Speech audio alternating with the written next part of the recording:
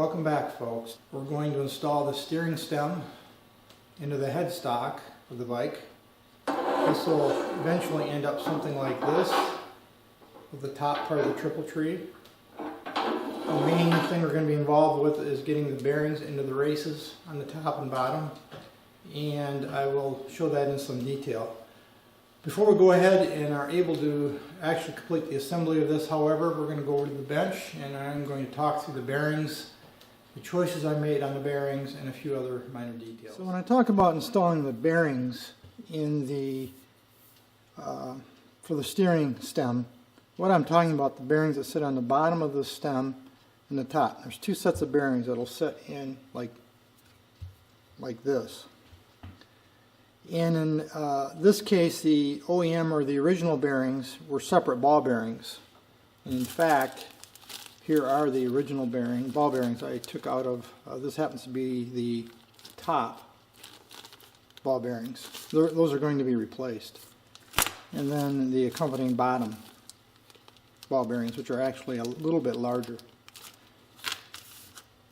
Typically, I prefer, if possible, use a product called All Balls. Yes, that's the name of the business. And they make a self-contained bearing system specifically for this type of application. This is a kit I had in my inventory. I'm not even sure what bike this fits anymore. I've had it for quite a few years and I'm not even sure why I haven't used it. I'd have to look up that number right there to know what model or what bike this fits, but it's not for this bike. And that is, therein lies the problem. This is a very nice system. It's a sealed meaning it's captured by races, the bearings. And it does provide a seal at the top to prevent contamination from getting in. Very easy to use and my preferred solution. Problem is, on this bike, I couldn't find an all balls application that would work for this machine. If it's out there, I wasn't able to find it. So I'm going to have to resort to the original style ball bearings. And that's what these are all about. Now typically I prefer to replace all four races because there's two races. Let me turn this over for you. There is two races at the bottom. So this is the very bottom race. Then there'll be a top race.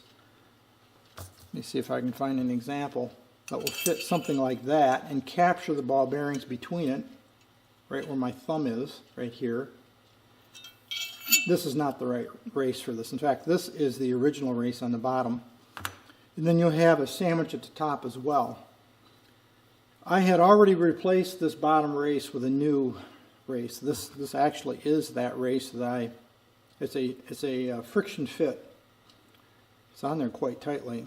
And I had already replaced that bottom race when it occurred to me I should probably shoot a video of this for folks that aren't familiar with how to do this. So my apologies, this race has already been replaced. This is the original.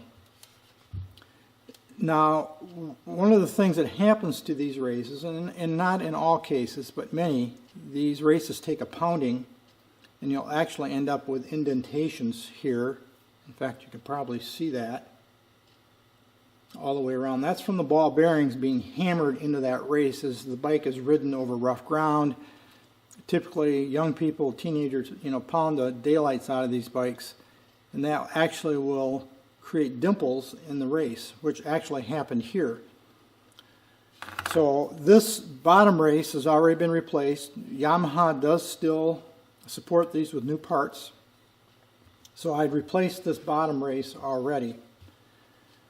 I made another mistake, or I made a mistake on the bike itself, and that is that there's two races that fit into the top and bottom of the steering stem, which I'll talk about a little bit later.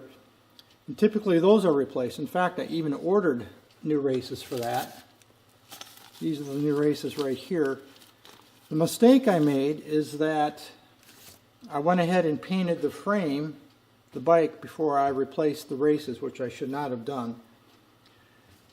Since those are a pressed fit, I would have to drive those races out of the steering stem on the bike, and I don't want to do that. I don't want to take a chance of damaging the paint. So what I did is I inspected the races are installed in the bike, and they're in very good shape. They didn't take the beating, believe it or not, that this one did.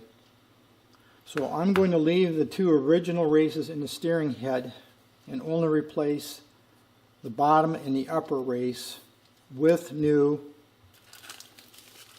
bearings. That's what these are. These are original new parts, I should say, not NOS. These are actually new parts that I ordered from Yamaha. I believe there's 19 on the bottom and 22 in the top. And these are brand new. They still are serviced, these part numbers, by Yamaha. Very easy to get. They're not very expensive. Again, it's not my preferred solution, but I'm going to go ahead and use those ball bearings. A couple other things I wanted to talk about here before we go ahead excuse me, and start on the bike itself. And that is the difference between current new parts and original parts. And here's an example. This is the original set of parts right here. They're chrome. That will go eventually into the top of the steering. It's just a threaded bolt like that, and will hold everything together. And you can see the shape here. This chrome bolt has a crown to it, as well as this special plate or washer has a crown to it as well.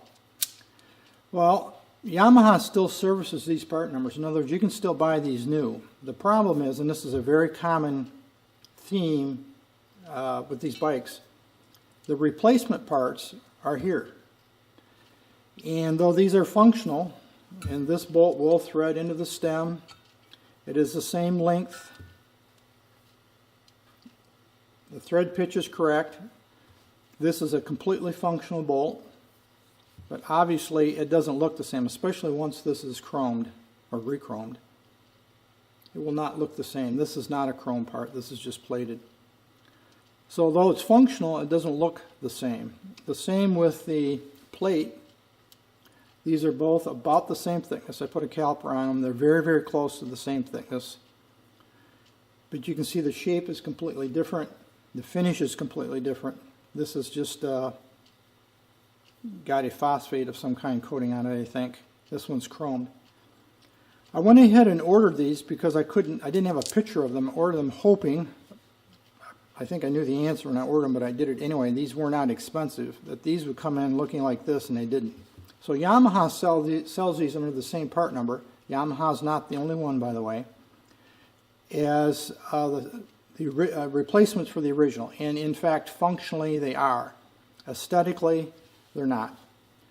So what I'm going to do is I'm going to use the new parts in my left hand just to assemble the bike for now, because I can get at this once the bike is finished.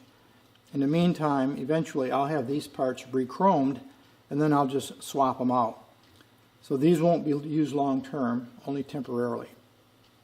This is the original cap that goes over the top of the bearing set. Again, you'll see that in a little more detail. You can see it's corroded. It's just a simple sheet metal part.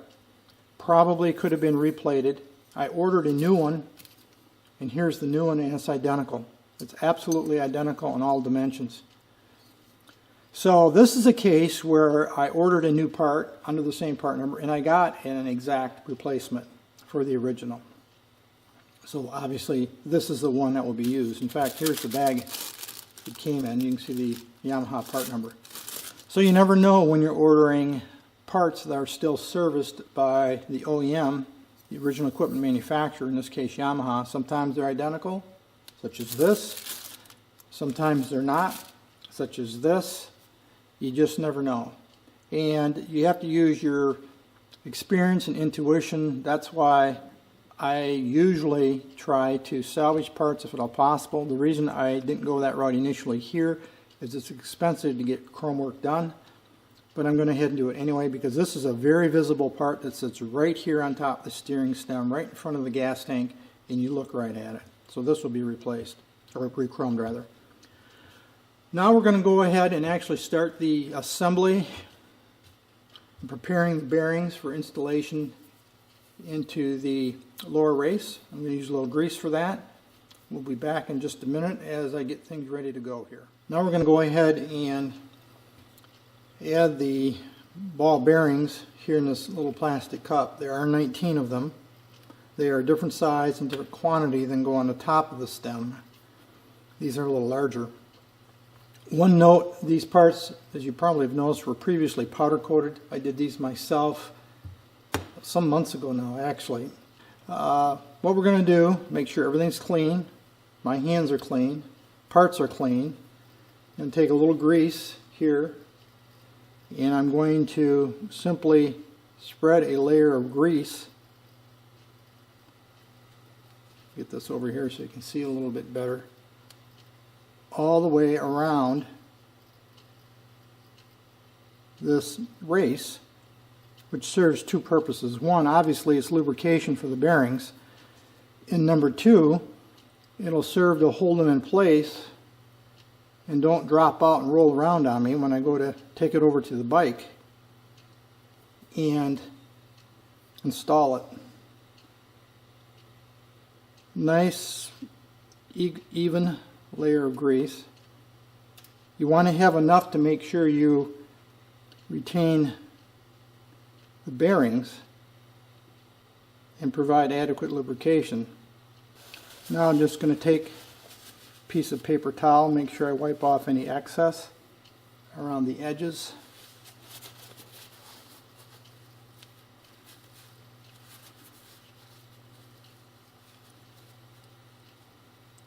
Some of this can be cleaned up later as well.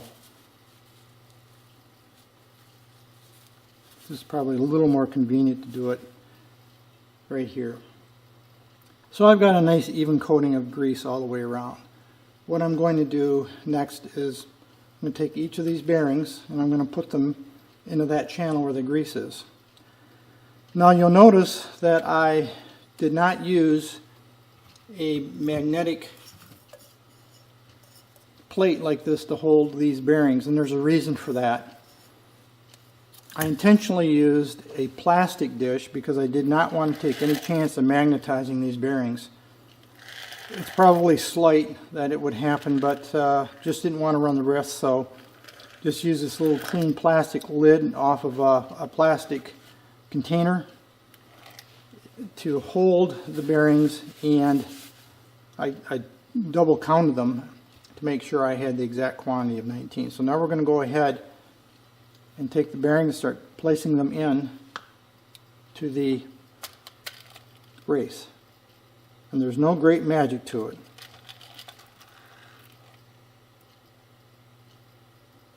You don't have to worry about spacing, making sure it's uniform. That's really not necessary. Okay, we've got all 22 bearings for the bottom part of the assembly complete all the way around, as you can see there. The next step is I'm going to go over to the bike and I'm going to do the same thing in the top race of the steering stem. That is, I'll put a layer of grease in that top race. I will then install the 22 smaller ball bearings in that race, because that race will be sitting face up like this with grease.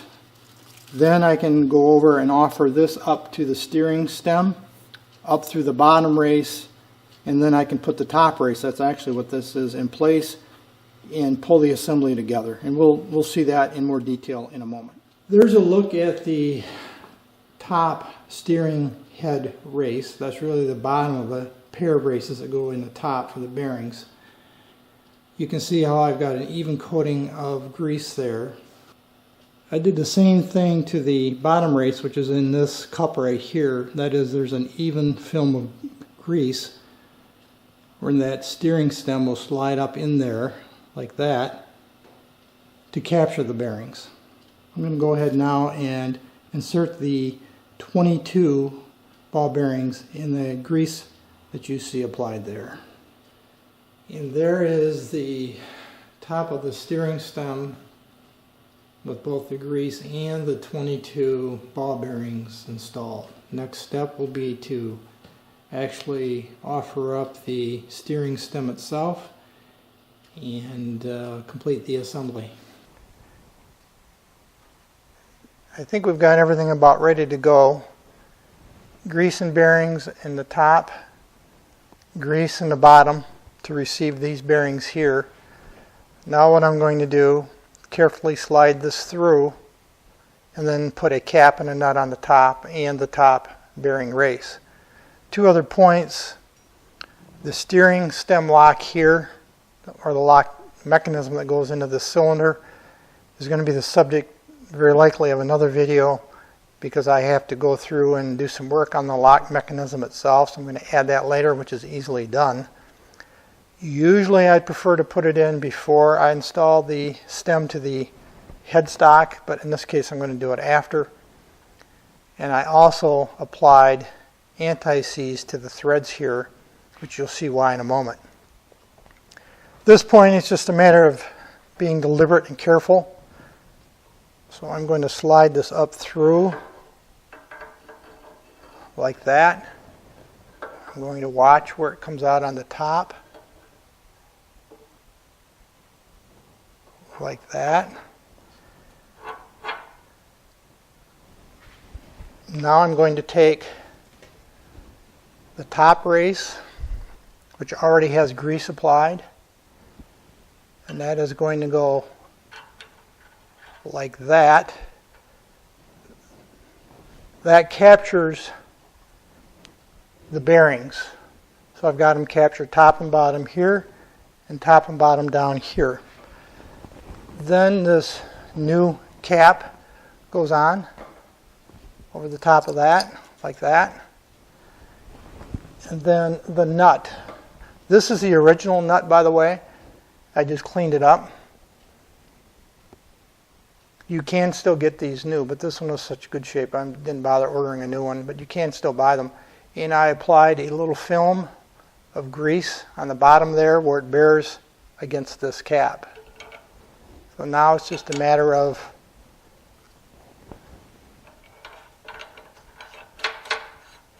tightening this down. You can see why the grease is on there.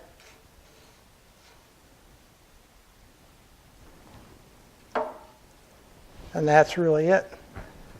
Now typically what I will do here is I will preload this eventually. I will put a preload on this and then tighten it down, back it off, and then snug it up again. For now it's just a matter of I wanted to get it in place. You can see how that turns, and it feels real nice and smooth, as I would have expected. If I was finishing this off, which I'm not at this point, this would go on next, which is the top of the triple tree. So this hole here fits over this boss. It would go like that. And then remember this cap that we talked about earlier? That would go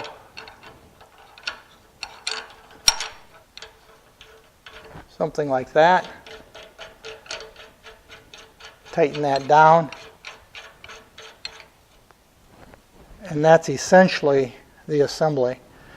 Now this I'm not going to leave in place. I've got other things I want to do. And recall that this nut and bolt combination here in the top will eventually be replaced with the original part after the. So this is just temporary right now. That's all that there is to installing the steering stem and the triple tree combination with the bearings, NOS style bearings. It actually takes far longer to describe and record than it does to do it. It's probably a 10 or 15 minute operation from start to finish, but obviously to do a recording like this we have to slow things down a bit. One other thing I'll mention here is the inside. Let me zoom in here a little bit for you. You have to keep in mind one other thing when you powder coat or paint, in some cases for that matter. The fork tubes slide up through these rings here and will be captured up here at the top of the bolt down through the top here. And paint and particularly powder coat will build up in here. In fact, it was on this one, and you have to clean that out. I did that before I even started this video series. You can see the bare metal there on both of these. Otherwise, typically powder coat or paint will make it very difficult because these essentially become oversized. Even though these do have reliefs cut in them and are allowed to expand like this, As practice, from my experience over the years, I just remove any paint or powder coat from the inside just to make it easier to slide the fork tubes up when I get to that point. Well, that's it for this video, folks. That is installing the steering stem using OEM style ball bearings. Obviously there's more work to do with this assembly, and we'll get to that later on. It will be a bit later, I think, before I get to that. I trust it was useful to you, or at least perhaps you derive some entertainment value from this. That's it for this video. As usual, thanks for watching.